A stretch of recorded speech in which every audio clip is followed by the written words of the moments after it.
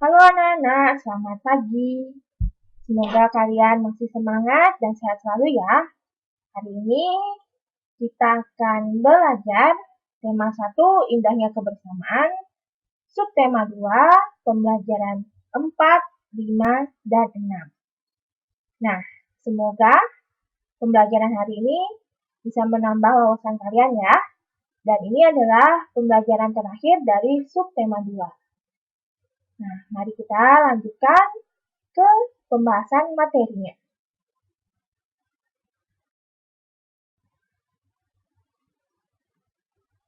Yang pertama,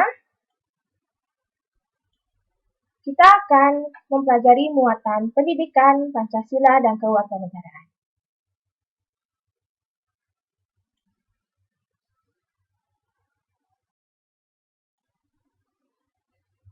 Pembahasan yang pertama, kerjasama ciri khas budaya bangsa Indonesia.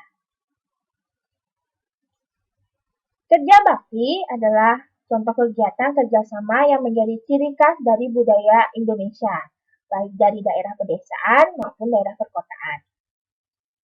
Kerja bakti adalah salah satu bukti bahwa manusia adalah makhluk sosial. Makhluk sosial itu makhluk yang tidak bisa hidup sendiri dan memerlukan orang lain untuk keberlangsungan hidupnya. Kerja bakti adalah contoh kegiatan kerjasama di lingkungan masyarakat yang dapat menciptakan lingkungan bertetangga yang rukun dan ramai. Nah, di sini ada salah ketikan ya di kata bertetangga. Nah, mari kita lanjut. Tujuan dari kerja bakti. Nah, yang pertama menciptakan lingkungan bersih dan terawat. Kedua, meringankan pengeluaran kas desa. Nah, di sini masyarakat biasanya dapat memberi sumbangan dana untuk melakukan kegiatan kerja bakti. Yang ketiga, menjadi tempat silaturahmi antar warga. Jadi, warga-warga yang biasanya tidak sering bertegur sapa, ketika kita melaksanakan kerja bakti bersama, pasti akan bertegur sapa satu sama lain ya. Masa saling acuh-acuhan. Yang keempat, tempat belajar bagi anak-anak. Nah, bagi kalian, bisa menumbuhkan rasa saling tolong-menolong, toleransi, dan kerjasama. Nah, di sini ada gambar. Ini gambar apa ya? Nah, salah satu contoh kegiatan kerjasama lain di lingkungan masyarakat selain kerja bakti adalah ronda malam atau sis kamling. Nah, tujuannya adalah untuk menjaga keamanan lingkungan tempat tinggal kalian. Jadi, kalau ayahnya begadang, jalan-jalan keliling desa, itu berarti sedang melakukan ronda malam ya.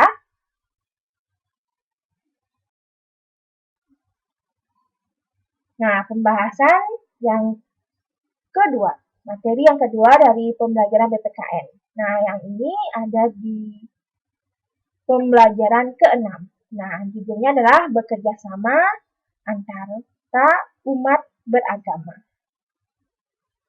Sebagai makhluk sosial, manusia membutuhkan manusia lain untuk keberlangsungan hidupnya.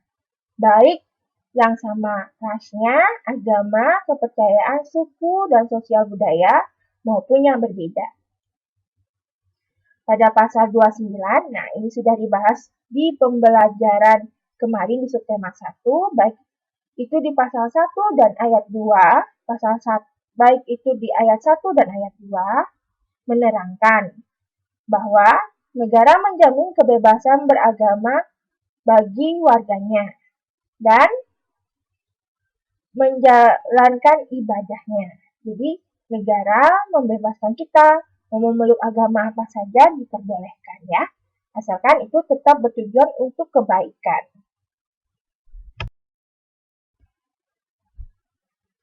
Lalu, apa-apa saja bentuk kerjasama antara umat beragama? Yang pertama, adanya dialog antar pemimpin agama. Kedua, toleransi saat memeluk agama lain melakukan kegiatan keagamaannya atau merayakan hari besar agama mereka. Ketiga, bekerja sama dalam perayaan hari kemerdekaan. 4, saling membantu dan bergotong royong dalam bidang kemanusiaan.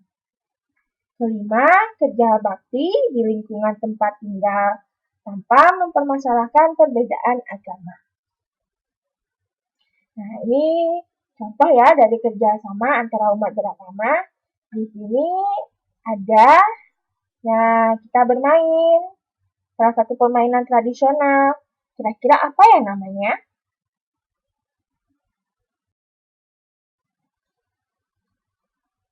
Arti penting bekerja sama antar umat beragama.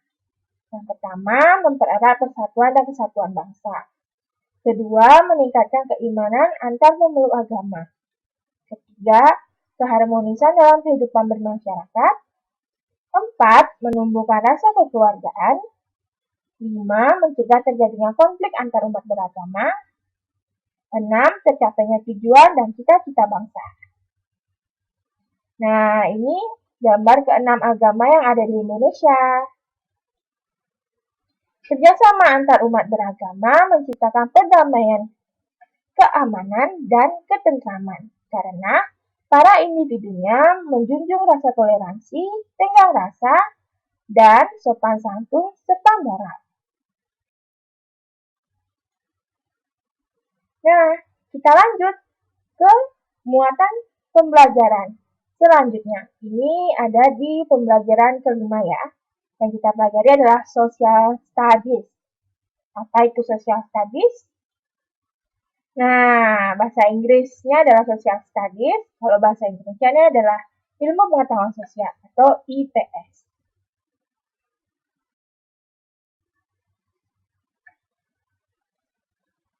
Keragaman sebagai identitas bangsa Indonesia. Nah, keragaman yang akan kita bahas adalah keragaman hari raya agama yang diakui di Indonesia. Kita sudah tahu Indonesia punya 6 agama yang diakui, yaitu antara lain ada Islam, Kristen, Katolik, Hindu, Buddha, dan Konghucu. Nah, setiap agama memiliki hari raya keagamaannya masing-masing dan keunikannya masing-masing. Nah, mari kita bahas ya satu-satu.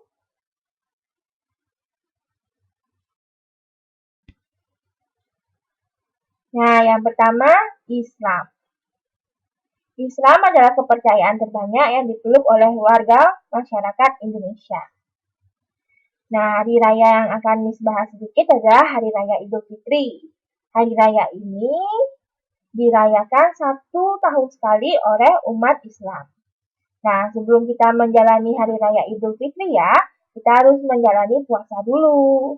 Jadi, selama 1 bulan itu kita berpuasa. Nah, dalam berpuasa kita menyamakan 2 kali, yaitu pada saat sahur dan pada saat berbuka. Nah, kemudian ada tradisi unik yang dimiliki Indonesia dalam perayaan Idul Fitri, yaitu tradisi mudik atau pulang kampung. Nah, selain perayaan Idul Fitri, ada juga perayaan Idul Adha atau Hari Raya Kurban. Nah, di perayaan ini, umat Islam biasanya memotong hewan ternak yang dikurbankan, lalu diberikan pada warga sekitar lingkungannya. Selain dua perayaan ini, umat agama Islam juga merayakan Hari Raya Maulid Nabi dan perayaan Tahun Baru Hijriah, atau biasanya juga dikenal dengan perayaan Satu Suruh. Kedua, Kristen dan Katolik. Maaf ya, dijadikan satu. Nah, kedua kepercayaan ini merayakan hari raya yang sama, yaitu Hari Raya Natal dan Paskah. Jika Hari Raya Natal memang sudah ditentukan jika tanggalnya ada perayaannya diadakan setiap 25 Desember, dan pada perayaan tersebut biasanya masyarakat yang beragama Kristen dan Katolik memajang atau memasang pohon Natal. Ya, pohonnya terbuat dari pohon pinus ya, bisa ada yang asli atau yang imitasi. Selain itu, ada dongeng terkenal yang sering diceritakan menjelang Hari Raya Natal, yaitu dongeng tentang Santa Claus. Selain perayaan Natal, agama Kristen dan Katolik juga merayakan perayaan Hari Paskah atau Easter Day. Biasanya tradisi populer dalam perayaan Paskah adalah mencari telur Paskah yang disembunyikan oleh orang dewasa. Lalu ke perayaan yang dirayakan oleh agama Hindu. Kepercayaan Hindu adalah kepercayaan yang paling banyak dianut oleh masyarakat di Pulau Bali. Salah satu perayaan yang terkenal adalah Hari Raya Nyepi. Pada Hari Raya Nyepi, kita biasanya menggelar festival ogoh-ogoh.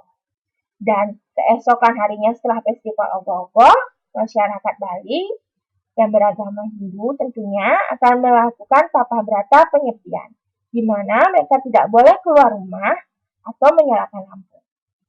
Lalu, ada satu lagi perayaan yang biasanya sangat selalu menyebabkan anak-anak mendapatkan libur sekolah tambahan lagi 2 minggu ya, yaitu perayaan Hari Raya Galungan dan Kuningan. Nah, kita peringati di sini setiap 2 kali dalam setahun. Nah, di sini ciri khas perayaannya adalah umat beragama Hindu memasang penjor di depan rumah mereka. Lalu ada agama Buddha. Nah, perayaan yang terkenal adalah perayaan Waisak atau Sri Suci Waisak. Di Indonesia, pada saat perayaan Waisak, para biksu melakukan iringan doa dari Candi Mendut ke Candi Borobudur. Nah, Candi Mendut dan Candi Borobudur ini ada di Kabupaten Magelang, Kota Magelang di Jawa Tengah. Nah, Waisak biasanya dirayakan umat Buddha setahun sekali. Yang kelima, Konghucu. Nah, Konghucu kalian sudah tahu ya, perayaannya adalah Hari Raya Imlek. Imlek identik dengan perayaan yang dirayakan dengan adanya barongsai, seperti ada pada gambar. Kemudian ada hidangan kue keranjang, dan semua bajunya merah-merah. Lalu ada angpau ya. Selain perayaan Imlek, masyarakat Konghucu juga merayakan Hari Raya Cap Gomeh. Nah, Cap Gomehnya dirayakan 15 hari setelah Hari Raya Imlek. Nah, sekian ya pembahasannya tentang perayaan dari masing-masing agama yang diakui di Indonesia.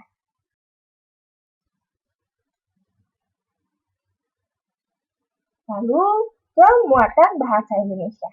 Kali ini kita akan membahas apa ya?